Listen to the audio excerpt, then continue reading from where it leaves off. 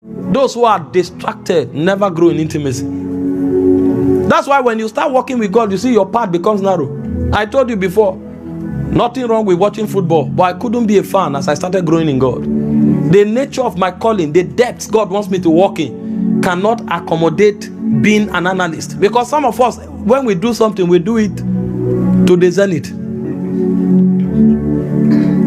I was telling myself, I've traveled to England severally now. I've not visited one stadium. Ha!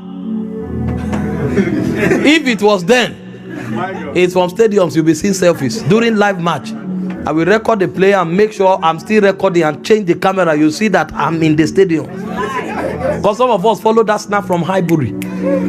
Before they went to Emirates, we were there. We were there before the Invincibles. We were there.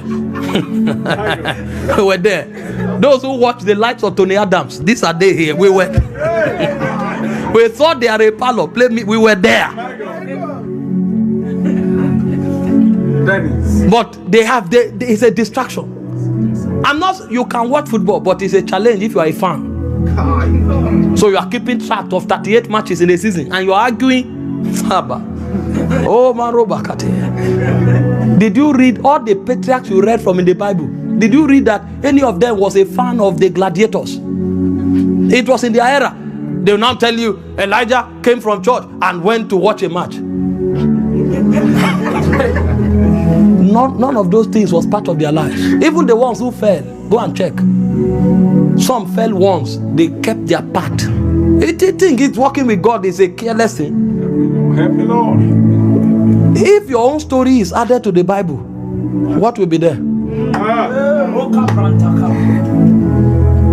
They will show you when they are writing about you is when you were in Champions League finals. Haley, that one will be the chapter 1. What football? Relax is needed, but let nothing take the place of God. When they say seek ye first, it means make God your priority. Anything that competes with God is idolatry. Paul said you have the liberty to do all things, but let nothing has power over you. If it gets to a point where there's problem. So kick sin away, kick distraction away. Hebrews 12 verse 1 and 2, as I round up. It says, we are foreseen also that we are compassed about with so great a cloud of witness. He said, let us lay aside what? Every weight. Those are distractions. Malice, gossip, backbiting, competition, the affairs of this life. Throw those things away. It said, and sin which doth easily beset us, so that we can run the race with patience. Run the race that is set before us with patience, looking unto Jesus, the author and finisher of our faith. This is our example. When he ran, he didn't let any of these things distract him. He said, who for the joy that was set before him, he endured the cross, despising the shame, and he sat down at the right hand of God, of the throne of God. Put them away. He said, no man that worried entangleth himself with the affairs of this life. That means the affairs of this life entangles men.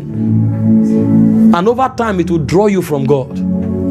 So I will not be a legalist by telling you, don't go on holiday, don't watch football. No, that's legalism. I'm giving you another rule. But if those things begin to compete with God's time because you are now a fanatic, then there is problem. You can never build intimacy like that.